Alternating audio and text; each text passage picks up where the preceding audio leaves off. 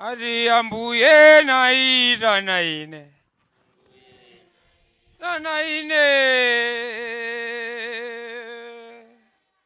Naira naine tapu mulire kuno. Mwana we tapu mulire kuno. Iweyo tamira muru mwana we. Mwana iwe.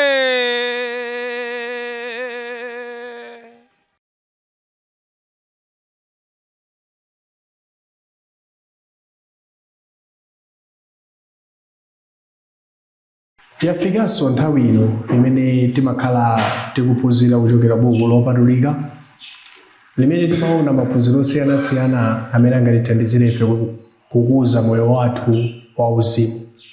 Pozindikira kuti tsiku lina lidzafika limene tidzachoka pa dziko lapansi pano ndipo tikakumana ndi Mulungu Ambuye wathu amene akatipatse zotsatira za moyo wapansi pano. Ndiye ndi programu yabwino imene tikupemphera kuti ikhalenso limodzi kuti makamaka tikathe kusanthula pa zinthu zina zimene zingatithandizire ife kuti tikakumana ndi Mulungu tikakhala anthu oyenera pamaso pake. Pa programu ya lero muli ndine m'bale wanu Vinjero Gondwe kuchokera ku mpingo wa Khristu ku area 36 komanso ndili ndi m'bale wanga pano. Ine dzina langa ndine Yohani M. Kantindi kuchokera ku boma la Nkharabe ku dera la Chintheche cha Kumalaza. Inenso ndine mmodzi wa mpingo wa Khristu pa gome la Kamusira. Pa programu imeneyi ndi programu imene timakhala ndi nthawi yosanthula buku lopatulika kuonapo pa zinthu zina zimene zilinso zofunikira pa moyo wathu. Monga mmene ndanenera kuti idzafika nthawi imene tidzachoke pa dziko lapansi pano kupita kumwamba kumene tikakhaleko. Nthawi zina timamva anthu ambiri amene amakamba kuti njira yopita kumwamba ili ngati mmene mwina tingakwerere phiri. Aliyense ali ndi mbali imene angakwerere bora tikafike pamwamba. Anthu ena amakamba choncho. Enanso amakamba kuti kupita kumwamba kuli ngati mmene umakhalira mwina nkhalango moti aliyense amapita ukasaka chimene afunacho nkutulukamo. Ndamafuna yankhula mawu amene pofuna kufananiza ndi Baibulo kuti Baibulo lonso lilichoncho alichomanga ukasaka chimene ufunamo nkutulukamo basi. Koma kodi ndizoona kuti njira yopitira kumwamba aliyense akhoza kutenga imene angatenge bora akafike? Kodi Baibulo limati chani? Ndiye programu ya lero tifuna tiphunzire maphunziro amene okhudza njira makamaka njira ya kumwamba. Kodi Baibulo limati chani? Ndiye cholinga chimene takuyitanira lero ndi chofuna kuti tithe kuona pa mutu umenewu okhudza njira. Monga mmene ndafotokozera anthu ali maganizo osiyanasiyana. Koma tigwiritse ntchito Baibulo kuti Baibulo litiuza kuti chani. Mwina poyenda kuyambira pakuti kodi tikati njira tikufuna kunena kuti chani. Tiyamikire kwambiri chifukwa cha funso lofunikira ndi labwino limene lingatithandizire kapena limene litithandizire ife maka podziwa zokhuza njira. Ndiyankha pawiri njira yakuthupi komanso njira yakuuzimu. Chifukwa tikati njira ndi mawu amene akubveka kuthupithupi koma kulowa m'Baibulo limatipatsa yankho lofunikira monga ife pokhala Khristu kodi ulendo wathu wakumwamba tizenda munjira iti kapena tiyeni tikhale muchiti. Tikati njira kuthupi njira chimatanthauza msewu kapena malo amene anakonzedwa kapena akonzedwa mchilonga choti anthu tiyendemo tikathe kufikira kumalo amene tikupita kapena kuti kumalo amene tikupitako tikathe kufika bwino lomwe. Mwachitsanzo ndikhoza kupereka njira yochokera ngati neyo kuchokera ku Nkhatabe sindayende mchira koma tidayenda munjira imene ngati boma lidakonza poyika msewu watala mmene momwe mmene tinadutsa kuzafika kuno kulilongwe. Pamene tikalowa m'Baibulo nkhani ya njira kapena funso loti kodi njira nchiyani, tikawerenga pa buku la Yohane chapter cha 14 kuyambira verse 3 mpaka na verse 6 ndi pamalo pamene ndi chaputala chimene Yesu Khristu anafotokoza kuti ine ndine njira, choonadi ndi moyo. Mkulu wina wake amene ndi Tomasi adazafunsa funso limenelo koma Yesu anamuzati iwe njira kuitani ukuidziwa. Atakumbukira zonse zimene Yesu anamuuza ndi pamene sadapitirirenso kufunsa chifukwa njira jamaitani amaidziwa. Sono njira tikawerenga Aheberi chapter cha 10 atiuza bwino lomwe kuti njira imeneyo ndiyo chiti. Aheberi 10 ndime ya 20 Bible unena kuti pa njira yatsopano ndi ya moyo imene adatikonzera mwachotchinga ndicho thupi lake. Ndiye kuzimu tikati njira, Bible atiuza kuti njira yatsopanoyo ndiyo thupi lake.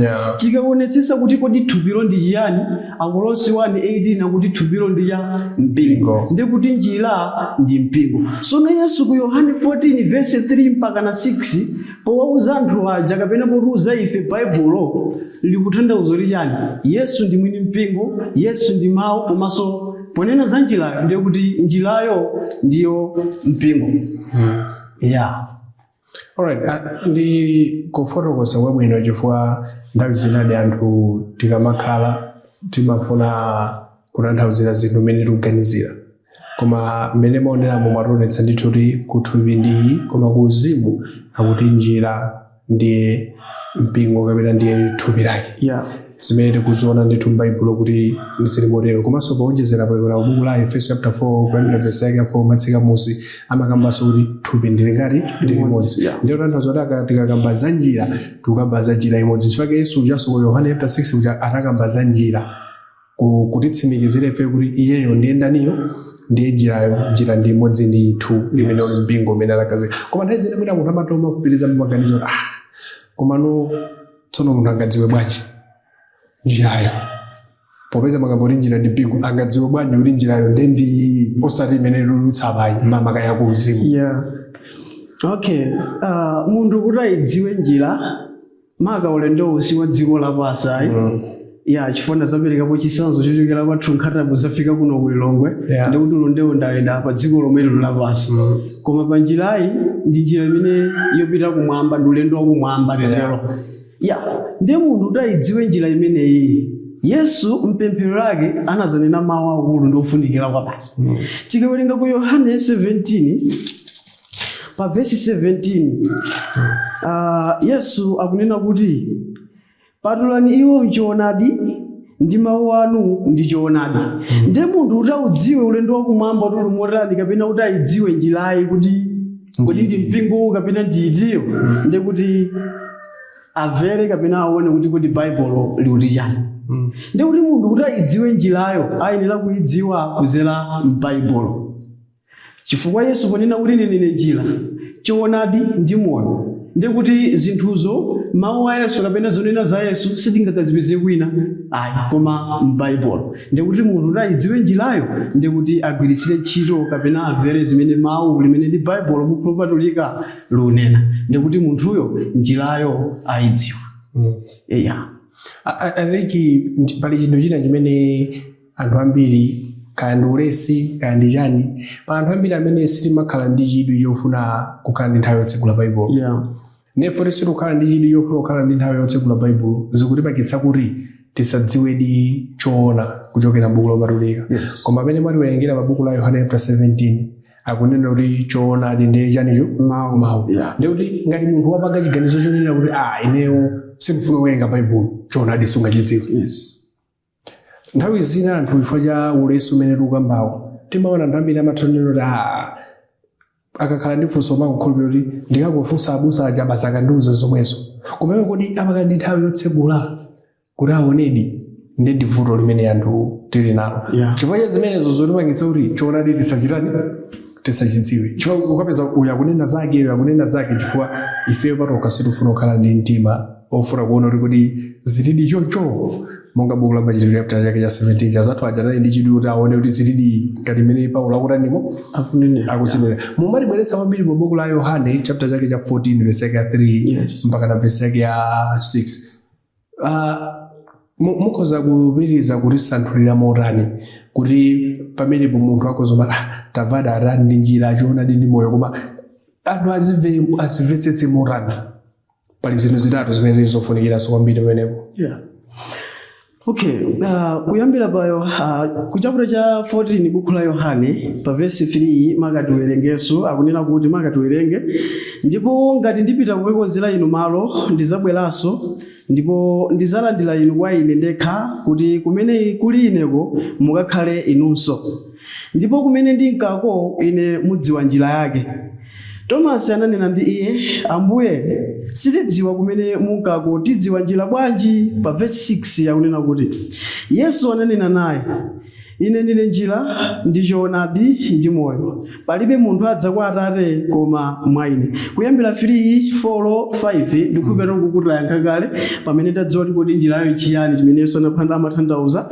Pa verse 4 komanso 5 mkulu amene ndi Tomasi amafuna atadziwitsitsa koma atamukumbutsa anazakumbukira kuti njira ndi yakuti. Komanso pokhala munthu anadziwa komabe ngakhala nena izi koma tidziwa bwanji, ndilo funso lija kuti angaidziwe bwanji. Ndipo kuti konseko zayankhidwa koma tipitirize muyankha kuti tingathandizane motani. Pa verse 6 Yesu zimene amatanthauza apa tiwerengeso kunena kuti Yesu ananena naye, ine ndine njira ndi choonadi ndi moyo, palibe munthu adza kwa Atate koma mwa ine. Choyambirira tiwanena zinthu zitatu ndi chomalizira cha nambala 4. Poyamba kunena kuti chani? Ine ndine chani? Njira. Tayankha kuti njirayo nchiyani? Zayankhidwa. Taona kuti amatanthauza chani zayankhidwa kuti njirayo ndi mpingo. Ndiyeno titsindike kwambiri kuti zili motani makamaka. Yeah. Tikabwerera chipangano chakale Yeremiya chapter cha 6 ndi 16 Bible limatuza Efeso kunena kuti Yehova atero, imani munjira ndi kuona, funsani za mayendedwe yakale, mmenemo muli njira yabwino, muyende mmenemo ndipo muzapeza mpumulo wa miyoyo yanu, koma anati sitizayendamo. Choncho uku kuchipangano chakale pamene mneneri Yeremiya amanenera kwa ana a Israeli kapena mfuko la Yuda kapena kwa Israeli powauza anthu akuti akonzekereza msogolo komanso mauza amene akhalire. Ndiyeno chofunikira maka pa mutu wathu kuti njira chikutiphunzitsapo ife chani? Choyamba kuuza kuti tiyime munjirayo. Tikayima munjirayo timayipeza muchipangano chatsopano imene ndi nda Yesu Khristu. Nanga tampeza Yesu kapena tawapeza mawu a Yesu ndi chani kapena tichite chani? Akuti tifunse za mayendedwe akale. Ndikuthandizira kuti tingathandizwe motani? Ndikuti tikayima munjirayo tifunse za mayendedwe kuti ofunikira tiyende motani. Ndiko kumapezeka kuti tikhale otani? Okhulupirika, timvere mawu, tikamva mawu tidziwa chita. Ndi pamene tili munjirayo akutuzanso kunena kuti pali ena amene sitizayendamo. Ndi anthu ena amakana kuti abwere kucha kunjirayo ndi amene adalenera kuti pali ena amene azene kuti sitizayendamo. Mukupitirira timaona kuti njira imene Yesu ponena kuti ine ndine njira, choonadi ndi moyo. Akunena so kunena kuti tikawerenga buku la Machitidwe chapter cha 9 verse la 1 mpaka na 2 tiona kuti njira imene Yesu Khristu akuinena kuti ine ndine njira, choonadi ndi moyo. Timaona kuti atayikhazikitsa ku Mateyu 16 verse 18 mungatanena kuti njira ndi chani? Mpingo. Akuti ndidzakhazika mpingo wanga. Mpingo utayambika timaziona izi buku la Machitidwe. Mbuku la Machitidwe njirayi timaona kuti mkulu wina amene ndi Paulo amayilondalonda. Poyilondalonda dzina la mpingo umene Khristu anakukhazikitsa pa Mateyu 16 verse 18 tione kuti adayigwirisira ntchito koyitcha chiyani. Pa Machitidwe 9 verse 1 ndi 2 akunena kuti koma Saulo osaleka kuwumira pa kuphunzira Ambuye, kuopha ndi kupha, ananka kwa mkulu wa ansembe napempha kwa iye akalata kunkanawo ku Damasiko ku masunagoge kuti akapeze ena otsata njirayo, amuna ndi akazi akawatenge kudza nawo omangidwa ku Yerusalemu. Tipitirizenso maka mukuwerenga mu thandizo chapter cha 22 buku lomwe la Machitidwe verse la 4 akunena kuti ndipo ndinalondalonda njira iyi kufikira imfa ndi kumanga ndi kupereka ku ndende amuna ndi akazi. Pamene ku Machitidwe chapter cha 9 verse 1 ndi 2 akutuza munthu amene mkulu asadatembenuke mtima. Akuti amalondalonda akazi ndi amuna amene ali muchani? Munjirani. Kuti akawatenge omangidwa bwere nawo kucha ku Yerusalemu. Cholinga choti nchani? Akawaphe. So notatembenuka mtima muchaputala cha 22 verse 4 akunena kuti hayi ni malonda chani njirayo. Sono njira ndiyo makamaka kapena akutanthauza chani kapena zili motani.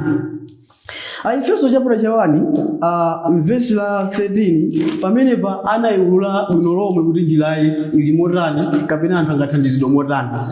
Pa verse 13 akunena kuti mwa iyeyo inu pa verse 13 agalantia chaputala cha 1 verse 13 pakuti mudamva za makhalidwe anga kale mwa Chiyuda kuti ndinalondalonda mpingo wa Mulungu koposa ndi kuupatsula. Sono zili motani tafotokoza zimene zidakhalira mmene zilili. Mkuluwe potembenuka mtima anaulula Khristu azake kuti ndinalondalonda chani mpingo. Sono funso lija kuti zili motani chimatitanthauzira maka m'Baibulo liutiuza ife anthu kuti njirayo ndiwo mpingo. Motani Yesu Khristu anayikhazikitsa Mateyu 16 verse 18 uku waulula Paulo kunena kuti ndimalondalonda chani mpingo wa Mulungu. I think taonadi chifukwa taona chitsanzo cha machitidwe chapter chake cha 9 verse 1 to 2 chapter 22 komanso buku la Agalatia chapter chake cha 1 chimene mwamaliza kuti kuwerengera pamenepo. Zonsezo zikutionetsa ndithu kunena kuti Baibulo likamakamba za njira likamba za mpingo. Ambiri Paulo ali Saulo timamudziwa bwino mwina tingowabweza kwa anthu pambuyo pang'ono. Paulo asanakhale Paulo ali Saulo ambiri wamudziwa amapha Khristu. Koma iye pofotokoza kuti ndimapha anthu anjirayo. Anthu anjirayo akamba za ndani? Za Khristu aja. Ndeti Paulo ntchito imene amachita ndi kupha anthu amene ala Khristu. Ndikuti tikanena kuti munthu ali munjira ndeti tikukamba zakuti munthu ali mu Khristu mu mpingo umene Yesu anakhazika ujawo. Ndikuti tikaona ndi maonero ndi njira Baibulo kapena tuleno wamvetsetsa mota ndoleno wamva ndithu monena kuti ndi mpingo umene iye anaukhazika. Ndikuti Paulo samakakumba nsewu wayi koma mapha anthu amene ali muti ali mpingo muja. Mawu amenewo ndi amene akufuka kuyimirira mawu oti mpingo kapena njira. Ndikuti munthu akanena kuti tatithandizireni njirayo munatanthauza yani ndikuti tukamba za mpingo umene Yesu analonjeza mu Mateyu chapter 16 verse 18 pa Mateyu chapter 2 mpingo chotayamba pamene Paulo onolera namba kusakasaka osamene ali munjirayo amapezeka kuti akuwapha. Koma nondazina munthu kupata atavadi ndithu kuti njirayo atanthauza mpingo Paulo amapha Khristu amene ali mu mpingo umene Yesu analonjeza ndipo anakhazikitsidwa. Koma mwina munthu kupata zili ndi ubwino wanji kuti Yesu ndikhale munjirayo. Ubwino wake ndi urani? Na ndifunso lofunikira kwambiri chifukwa anthu ambiri amazunguzika ena mata njirayo ilibe ntchito bora wamudziwa Yesu. Chimene chimawapangisa soyo kuvomera Yesu koma kukana chani njira yake sadziwa ubwino wa njirayo kuti zili motani kapena ndi otani. Tikabwereranso m'buku lomwe la Yohane chapter cha 14 paja tawerenga kuyambira verse 3 mpaka 6 timaona kuti pa nkhani imeneyi Yesu Khristu atadekanawo ophunzira ake aja maka kwambiri Tomaso kumfunsa chinali chodziwa makamaka chithunzithunzi kapena idea kapena mapu tikhozogwirisira ntchito ngati maomwe mapu kapena idea yoti adziwe kuti kodi zili motani kutanthauza chani. Chinalinso choti pasa ife kapena chotiuza ife kudziwa ubwino wa chinthucho njira imene Yesu Khristu amanena mu nthawi imene kapena imene Baibulo lutiuza.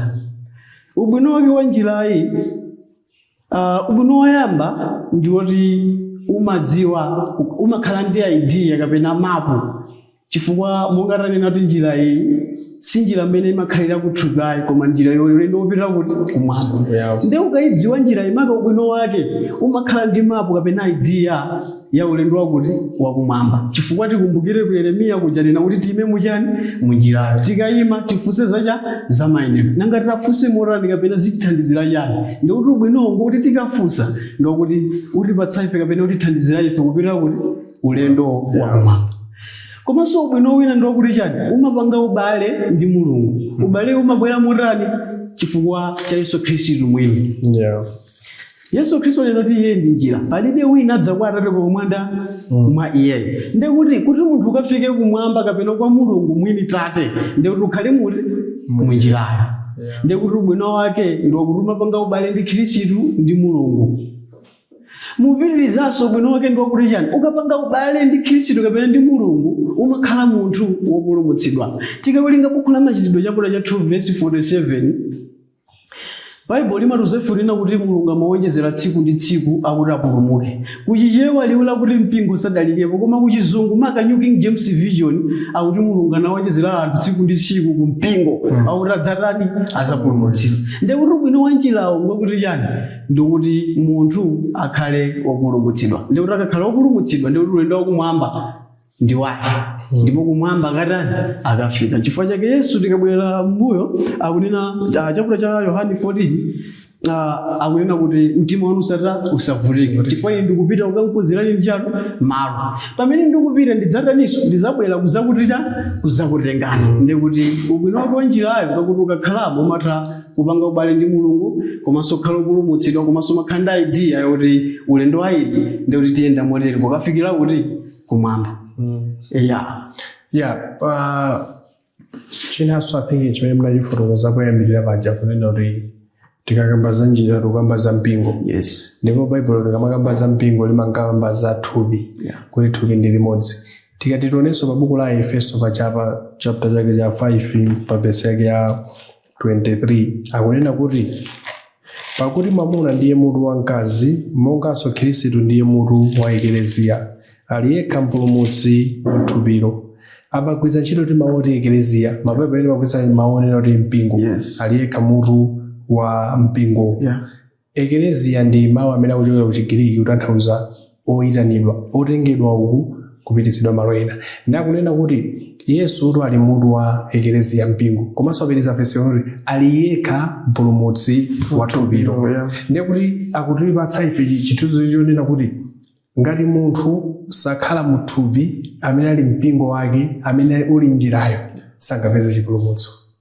Chifukwa Yesu nchifukwa akuyankhula kuti ine ndine ndani ndine njira. Ndiyoti ngati munthu anena kuti sindikufuna kukhala mu mpingo wa Yesu chipulumutso sungachirani munayamba sofotokoza munafotokoza kunena kuti pala anthu ena amati ine ndikufuna kutsatira Yesu koma usafuna kukhala mu mpingo wake.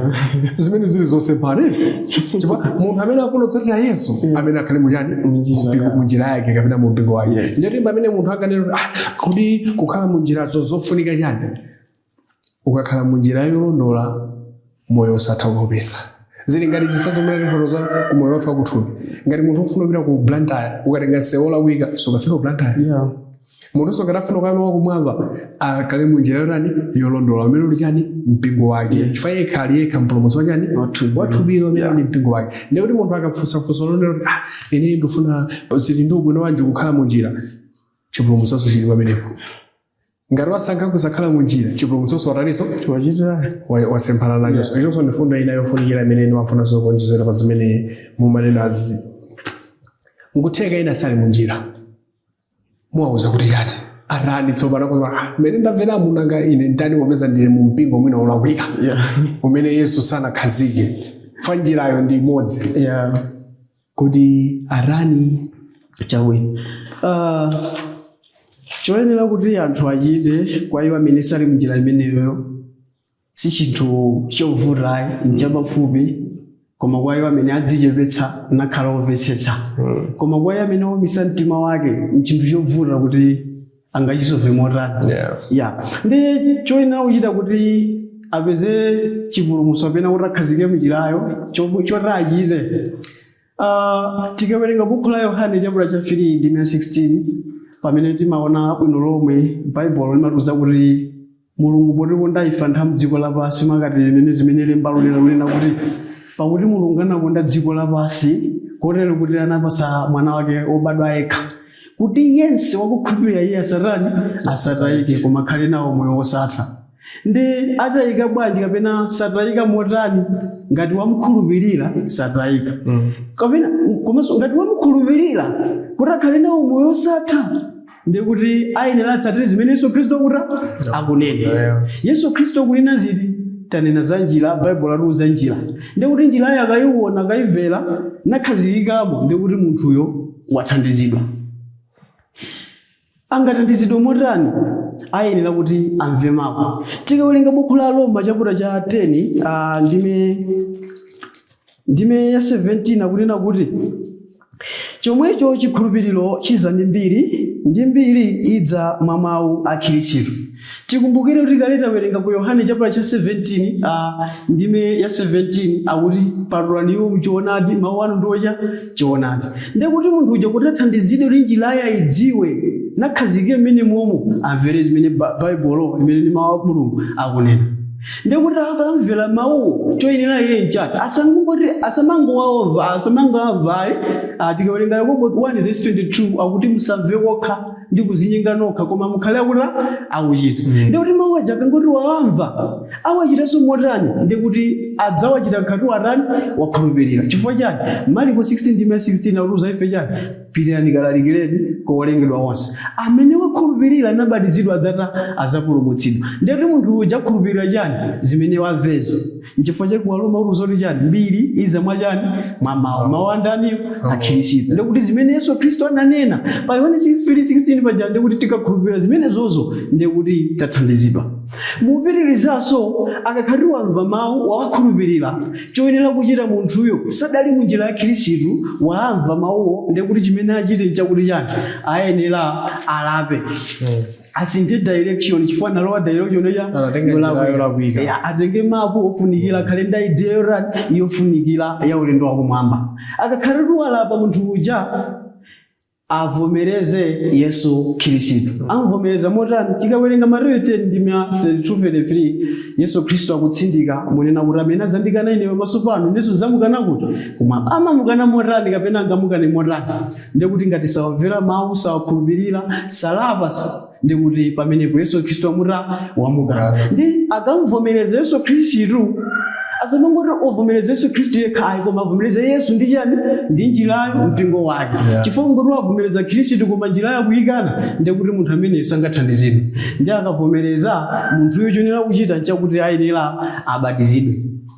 Marko 16:16 wokhulupirira akabatizidwa tikawerenga Galatia 3:27 amatuza nonse amene munabatizidwa kwa Khristu munavala Khristu.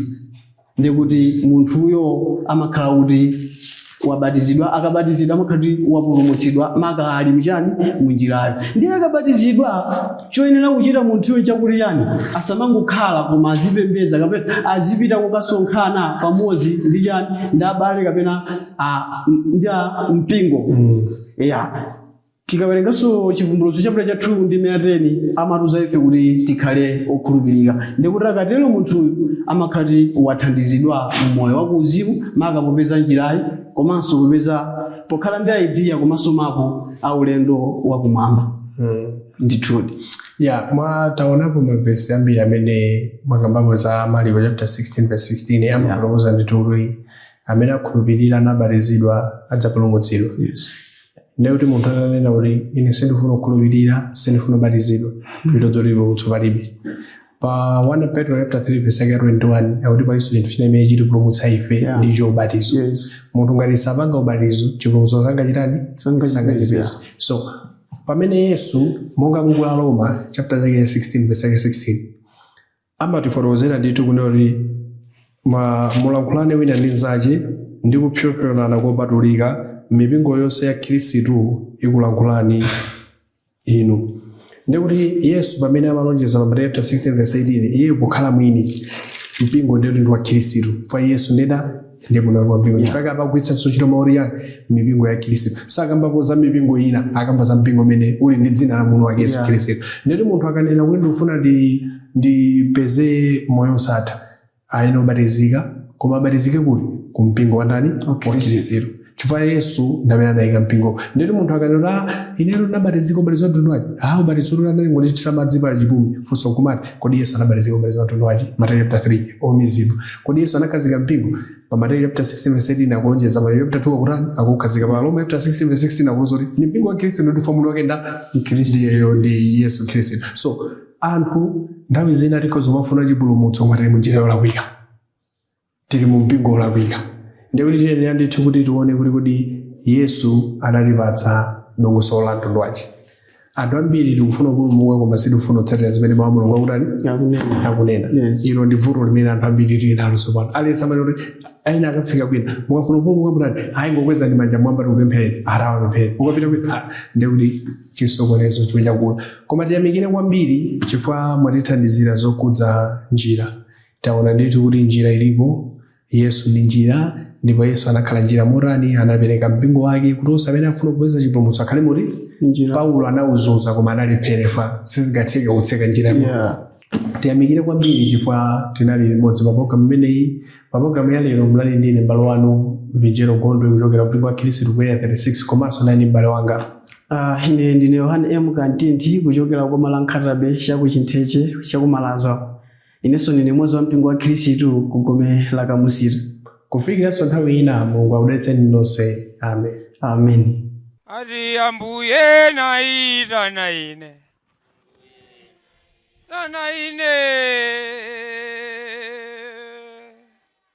naita naine dzapumulire kuno mwanawe dzapumulire kuno iweyo tsamira mutu mwanawe mwana iwe